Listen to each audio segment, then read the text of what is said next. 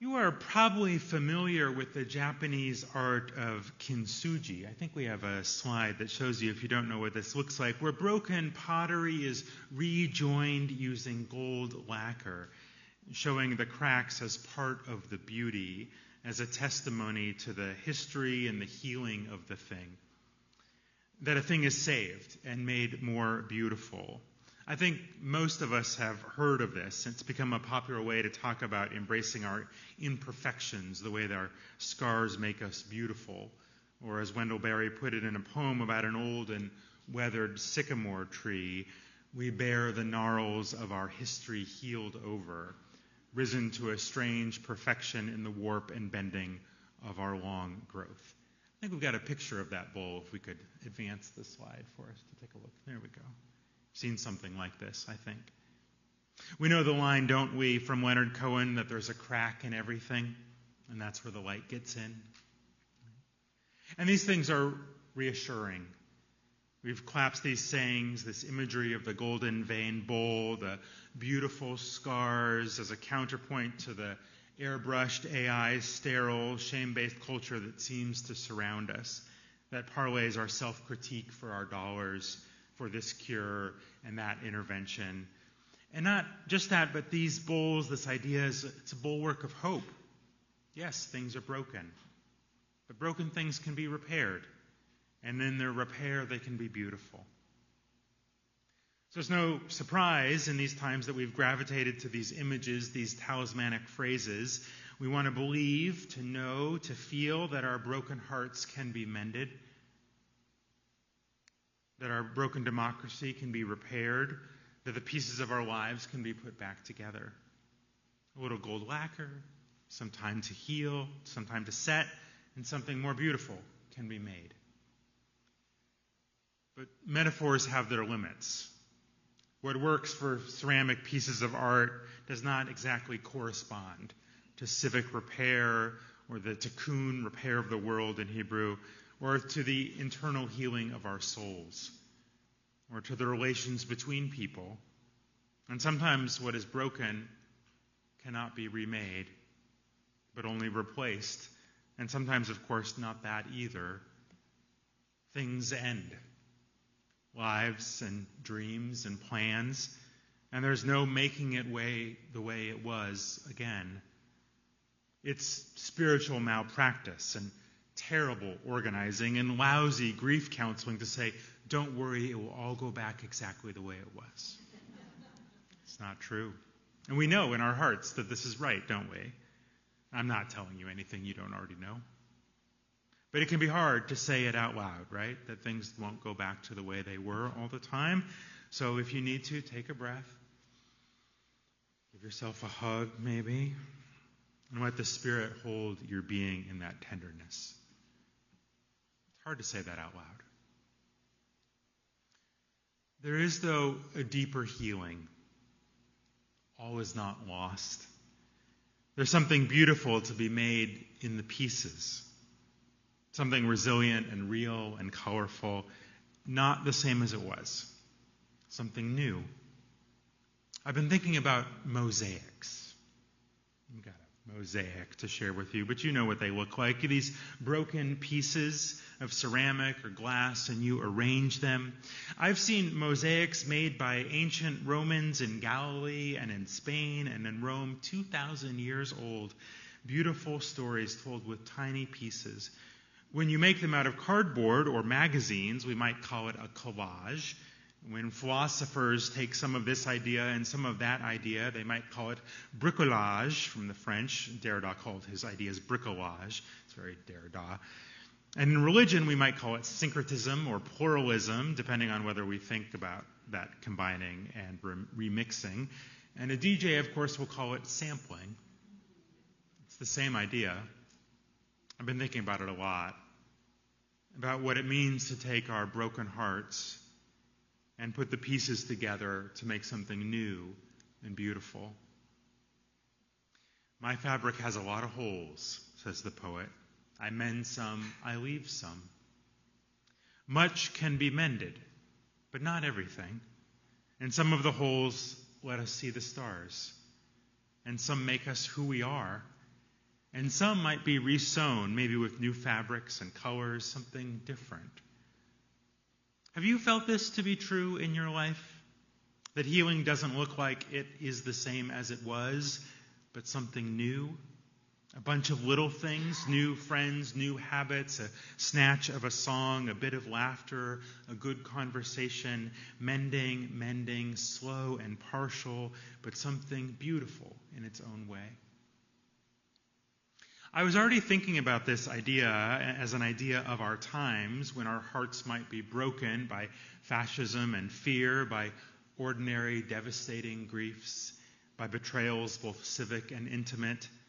I was already thinking about this when I picked up a book on internal family systems, a book called No Bad Parts by Richard Schwartz. I was very familiar with family systems theory. Every minister and therapist should be. The idea, in its most basic form, is that the members of a system are not simply atomistic individuals, but connected by a network of relationships and patterns. And then we often play a role in a system that the system itself needs us to play. The enabler, the critic, the overachiever, the peacemaker, and so on and so forth. And that healing often looks like being self-differentiated, finding the self that's more than the system, starting to make intentional choices while remaining connected, not just leaving the system, but bringing intentional, positive, self-aware change. It's a lot harder than it sounds when you just write it down, right? It's lifelong work. Internal family systems takes that idea and looks inward. And we feel these parts of ourselves, the internal critic, the daredevil, the sweet, gentle lover, the part of us who needs space, so on and so forth, right? And you can name like, oh, this is part of me, this is part of myself. I have this in me. The dominant idea that the author Richard Schwartz critiques is this idea that we have or should have a mono-mind, that we're just this one thing, and that our job is to silence all those other parts. So shut up, you little child who's speaking inside of me, right? Or that these parts are bad. Oh, that's the bad part of me. And that's the title, No Bad Parts. Instead, to see each part as performing a role. Maybe that self-critic used to keep us safe.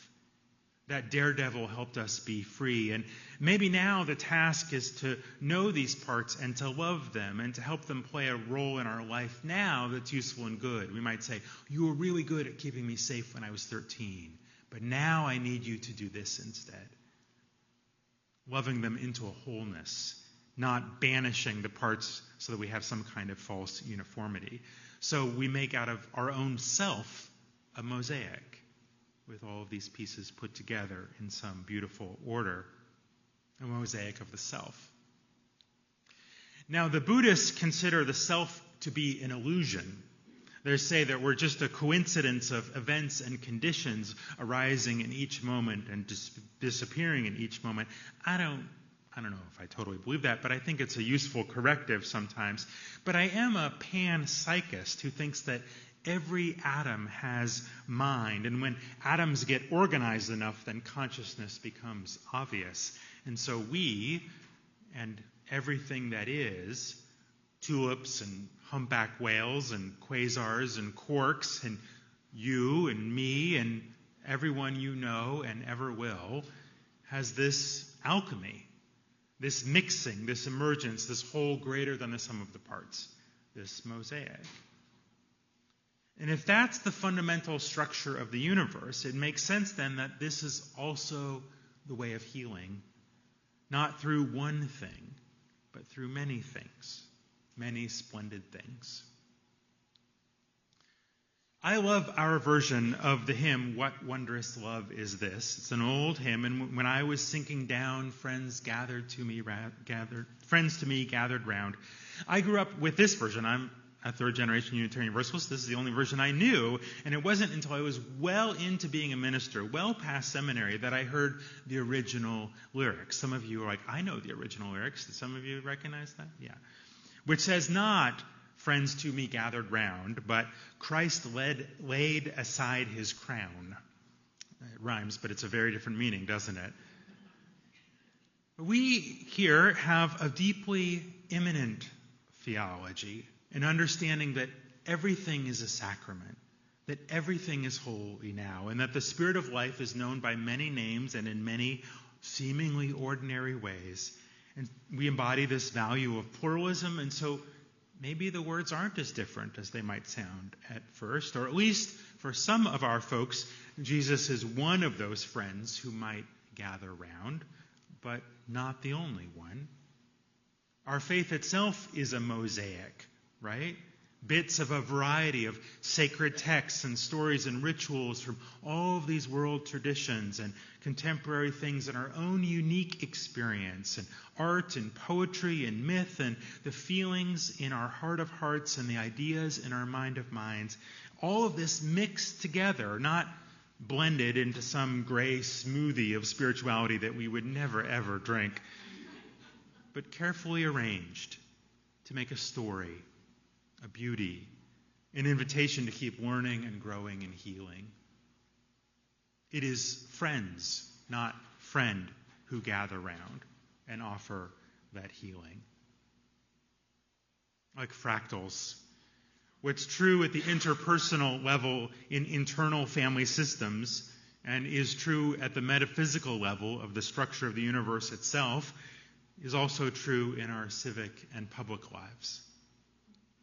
People ask, how do we repair the damage done ongoing to our democracy, to our civic life, to our institutions, and to real concrete people deported, dispossessed, and murdered? More this week. Some things cannot be mended and must be grieved. I'll hear ideas about how this one thing that needs to happen, this one solution, or folks will focus on a particular bill or what happens in the Capitol building or such, and one election, if we just win this one. And it's not that those things don't matter, but the experts and our own lived experience in democracy and in the rule of law, in what it takes to fight back against authoritarian breakthrough, the historians and the organizers and the artists all know it's a mosaic of responses. It's 1,000 beautiful pieces of glass. Something new, not nostalgia of returning to some mythical past. It's not, we will put it back the way it was. Now, you might find that hard to hear, that it's not, we will put it back the way it was. You might think that's terrible. You long to put it back the way it was, right? That's part of the instinct. But you know in your heart it isn't like that, is it? Others might find this a word of hope, because how it was before wasn't great.